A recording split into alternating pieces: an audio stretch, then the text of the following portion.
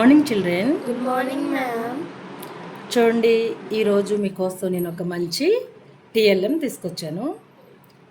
అయితే ఇక్కడ రెండు చేపలు ఉన్నాయి. ఈ సైడ్ ఒక చేప ఉంది, ఈ సైడ్ ఒక చేప ఉంది. అయితే ఇది సంతోషంగా నోరు తెరిచి ఏదో తినడానికి ట్రై చేస్తుంది. ఇది దీని నోటి ముందు ఏవో ఉన్నా కూడా తినకుండా మూతి ముడుచుకొని ఉంది. ఎందుకో చూద్దాం. దానికంటే ముందు నేను మిమ్మల్ని ఒక క్వశ్చన్ అడుగుతాను. ఏంటి అంటే, ఇప్పుడు మీరిద్దరు అన్న చెల్లెళ్ళు ఉన్నారు కదా, అన్నయ్యకి ఎక్కువ ఇచ్చి చాక్లెట్స్ నీకు తక్కువ ఇచ్చారనుకో, జెసిమా నువ్వేం చేస్తావు? మూతి ముడుచుకొని నాకు వద్దుపో అంటావు కదా. రిషి నువ్వేం చేస్తావు? అమ్మ చెల్లికండికి ఎక్కువ చాక్లెట్లు ఇచ్చినప్పుడు చాలా సంతోషంగా వాటిని గబగబా తినడానికి ఇలా నోరు తెరిచేస్తావు, అవునా?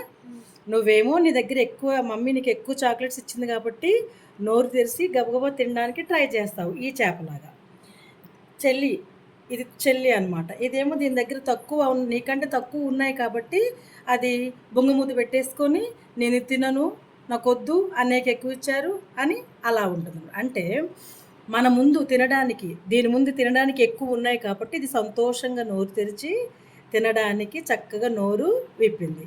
దీనికంటే పోలిస్తే దీనికి తక్కువగా ఉన్నాయి కాబట్టి దానికి ఎక్కువ ఉన్నాయి తినేవి, నాకు తక్కువగా ఉన్నాయి అన్నట్టుగా ఇది నోరు మూసేసుకొని ఉంది.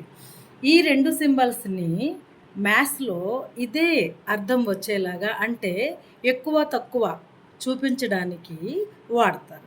ఈ సింబల్స్ని ఏమి అంటారంటే దీన్ని గ్రేటర్ దాన్ అంటారు. గ్రేటర్ అంటే ఎక్కువ, ఎక్కువని సూచిస్తుంది. దీని ముందు ఎక్కువ ఉంటే ఈ సింబల్ పెడతారు. దీన్ని లెస్ దాన్ అంటారు. దీని ముందు తక్కువ ఉంటే దీన్ని లెస్ దాన్ సింబల్ అంటారు. దీన్ని ఏం గ్రేటర్ దాన్ సింబల్ అంటారు. మనం చూడండి, ఇప్పుడు 5 లెస్సా 11 లెస్సా? 5 లెస్.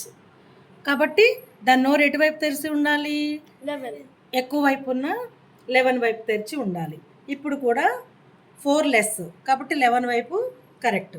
ఇప్పుడు కూడా చూడండి, 3 లెస్ 11 మోర్ కాబట్టి 11 వైపు దాని నోరు ఓపెన్ చేసి ఉంది. అలాగే 6 లెస్ 11 కంటే, 7 లెస్ 11 కంటే, అందుకనే అది అటువైపే నోరు తెరిచి ఎక్కువ వైపే నోరు తెరిచి ఉంచిందనమాట.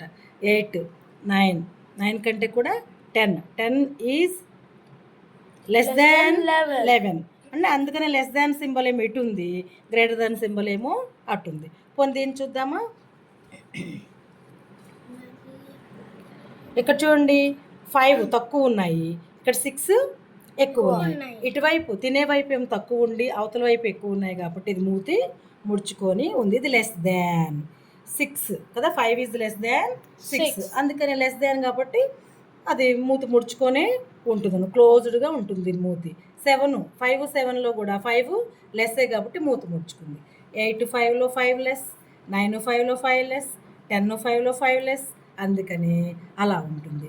మరి ఇలాగా సంతోషంగా మూతి తెరుచుకొని ఉండడము గ్రేటర్ దాన్గా, లేకపోతే తక్కువ ఇచ్చారని మూతి ముడుచుకొని లెస్ దాన్గా ఉండడమేనా? ఎప్పుడూను కాదు. మనం ఫైట్ చేసామనుకోండి, అన్నయ్యకి ఎక్కువ ఇచ్చావు నాకు తక్కువ ఇచ్చావు ఏంటని ఫైట్ చేసినప్పుడు మమ్మీ వాళ్ళు ఏం చేస్తారమ్మో, కొట్టుకుంటున్నారు ఇద్దరు, ఎక్కువ తక్కువలు ఇవ్వకూడదు, సమానంగా ఇద్దాము అని చెప్పేసి మీకు సమానంగా ఇవ్వడానికి మీ మధ్య దెబ్బలాటలు లేకుండా ఉండడానికి పెద్దవాళ్ళు కదా, వాళ్ళు ట్రై చేస్తారు.